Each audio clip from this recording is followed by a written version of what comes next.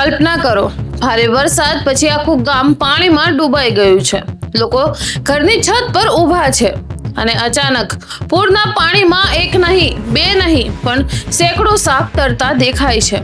આખરે આટલા બધા સાપ એક સાથે ક્યાંથી આવ્યા? શું કોઈએ જાણબૂજીને છોડ્યા હતા કે પછી તેની પાછળ કોઈ મોટું રહસ્ય છુપાયેલું છે? અને આ વિડીયોના અંતમાં આપણે એ પણ જાણીશું કે આ ચોંકાવનારી ઘટના આખરે કયા દેશમાં અને કઈ સ્થળે બની હતી. તો નમસ્કાર મિત્રો, આપ જોઈ રહ્યા છો રાહી ન્યૂઝ અને હું છું હિના સોલંકી. સોશિયલ મીડિયા પર આ વિડીયો ખૂબ જ વાયરલ થઈ રહ્યો છે.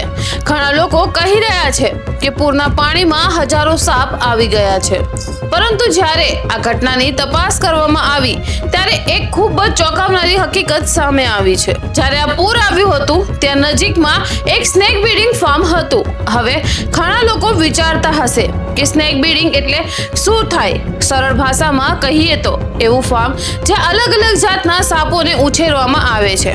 કેટલાક સાપોનું ઝેર દવા બનાવવામાં ઉપયોગ થાય છે, તો કેટલાક વૈજ્ઞાનિક સંશોધન માટે ઉપયોગ થાય છે અને કેટલાકને ગેરકાયદેસર રીતે વેચવામાં પણ ઉછેરવામાં આવે છે.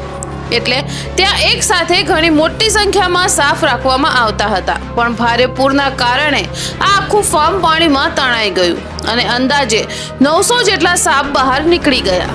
તેમાં કેટલાક સામાન્ય સાપ હતા તો કેટલાક ઝેરીલા કોબરા પણ હતા. ત્યારબાદ આસપાસના વિસ્તારોમાં પૂરના પાણીમાં સાપ તરતા જોવા મળ્યા. સ્થાનિક લોકોમાં ભારે ભય પણ ફેલાયો હતો. પ્રશાસને લોકોને ઘરની બહાર ન નીકળવાની સલાહ આપી છે અને બચાવ ટીમ સાપોને પકડવા અને વિસ્તારને સુરક્ષિત બનાવવામાં કામગીરી શરૂ કરી છે. જો કે સોશિયલ મીડિયા પર કેટલાક દાવાઓ વધારીને પણ કરવામાં આવ્યા છે. અને હવે એ સવાલનો જવાબ જેની રાહ તમે શરૂઆતથી જ જોઈ રહ્યા હતા. આ ઘટના ચીનના ગુઆંગસી વિસ્તારમાં બની હતી, જ્યાં ભારે પૂર દરમિયાન એક સ્નેક બ્રીડિંગ ફાર્મ તૂટી જતા અંદાજે 900 જેટલા સાપ બહાર નીકળી આવ્યા હતા.